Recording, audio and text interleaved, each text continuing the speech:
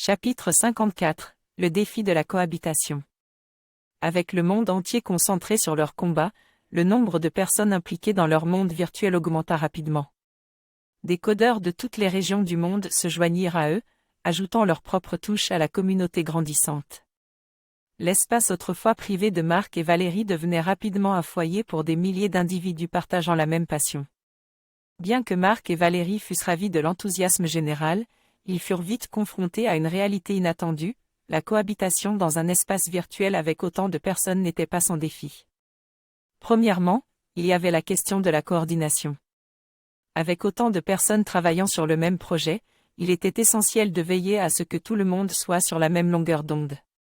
Ils devaient mettre en place une structure de communication claire pour s'assurer que tout le monde était informé des derniers développements et des tâches prioritaires.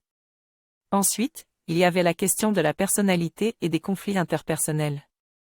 Tout comme dans le monde réel, les différences de personnalité et les conflits pouvaient surgir même dans le monde virtuel. Ils devaient développer des méthodes pour résoudre les conflits et maintenir un environnement de travail harmonieux. Enfin, il y avait la question de la sécurité. Avec autant de personnes ayant accès à leur monde virtuel, ils devaient être sûrs de protéger leur système contre d'éventuels abus. Cependant, Marc et Valérie savaient que ce n'était pas seulement leur combat, mais celui de toute la communauté. Ils étaient déterminés à faire face à ces défis de front, convaincus qu'avec la bonne gestion et la bonne communication, ils pourraient tirer parti de la diversité et de l'expertise de leur communauté pour vaincre le virus. Malgré les défis, il y avait aussi des moments de joie. Les nouvelles idées et perspectives que chaque individu apportait étaient rafraîchissantes et stimulantes. Ils découvrirent de nouveaux aspects de l'amour et de la compassion qu'ils n'auraient jamais imaginés. À mesure que la cohabitation devenait une réalité, ils réalisèrent que leur amour n'était pas seulement un symbole pour la communauté, mais aussi un moteur de transformation et de progrès.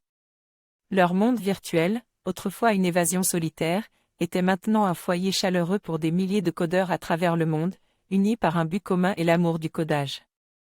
Pour la suite de l'histoire. Si vous voulez voir une nouvelle menace apparaître sous la forme de bots d'amour, allez au chapitre 55, l'invasion des bots d'amour.